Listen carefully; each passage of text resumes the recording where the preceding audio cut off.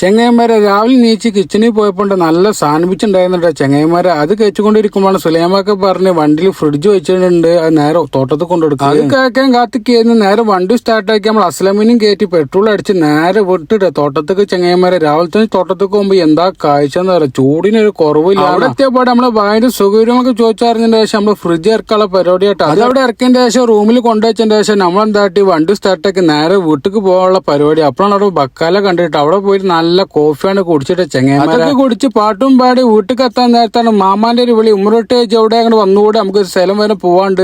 നമ്മള് മാമാനോട് പറഞ്ഞു ആയിക്കോട്ടെ ഇട്ടാന്ന്. വീട്ടിലേക്ക് എത്തി നമ്മളും എന്താട്ടി മാമാന്റെ വണ്ടി സ്റ്റാർട്ടാക്കി മാമാനും കയറ്റി നേരെ വീട്ടിൽ ടൗണിൽ പോയപ്പോണ്ട് ചെങ്ങന്മാരെ ആ ക്ലോക്ക് സിഗ്നലിലെ കാഴ്ച വേറെ ലെവലിൽ. അവിടെ സംഭവങ്ങളൊക്കെ കഴിഞ്ഞ ശേഷം റിട്ടേൺ പോകുമ്പോഴാണ് മാമ പറഞ്ഞു ഫ്ലവർ മാർക്കറ്റിൽ പോകാൻ. അവിടെ സാധനം വാങ്ങിയ ശേഷം വീട്ടിൽ എത്തി ഫുഡ് കഴിക്കലും കഴിഞ്ഞ് കിടക്കാൻ നിൽക്കുമ്പോഴാണ് താടിമൊക്കെ നോക്കിയപ്പോ ആ കൊളയെ കിടക്കുന്നത്. ഇന്നൊന്നും നോക്കിയാൽ വണ്ടി സ്റ്റാർട്ടാക്കി നേരെ വിട്ടിട്ട് നമ്മള് സലൂണിക്ക് അവിടെ പോയി താടിയൊക്കെ ശരിയാക്കിയതിന്റെ ശേഷം ഇരിക്കുമ്പോഴാണ് അസ്ലം പറഞ്ഞു അസ്ലമിനും വെട്ടണമെന്ന്. എന്നാ നോക്കിയില്ല അസ്ലമിന് വെട്ടിക്കാളാന്ന് പറഞ്ഞിട്ട് അത് കഴിഞ്ഞ് റൂമൊക്കെ എത്തിയപ്പോഴാണ് മാമ കിടക്കാൻ നിൽക്കല്ല റത്തബ് കൊണ്ടുകൊടുക്കുക, അതേപോലെ ലാൻഡ്രി ഡ്രസ്സും വാങ്ങി കൊണ്ടുവരുന്നു. വല്ലാത്ത ജാതി ഇട്ട നേരെ പോയി അൽഫി റത്തബും അതേപോലെ ഡ്രസ്സൊക്കെ ഇവിടെ മകളെ വീട്ടിൽ കാട്ടാ മാമാന്റെ അങ്ങോട്ട് പറഞ്ഞു കഴിഞ്ഞാൽ അവിടെ സാധനം കൊടുത്തതിന്റെ ശേഷം നമ്മൾ എന്തായിട്ട് നേരെ അൽഫ മാളിന്റെ ഉള്ളിൽ കയറിന്റെ ശേഷം ലുലു പോയിട്ട് നല്ല പാലും വാങ്ങി പുറത്തും ഇറങ്ങിയപ്പോഴാണ് നവാസിനെ കണ്ട. അവനായിട്ട് സംസാരിച്ചതിന്റെ ശേഷം വീട്ടിൽ എത്തിയപ്പോഴാണ് ബാബു വിളിച്ചിട്ട് പറഞ്ഞു ഉമ്മറൊട്ടി വണ്ടി സ്റ്റാർട്ടാക്കി പള്ളിയിൽ പോവില്ലേ.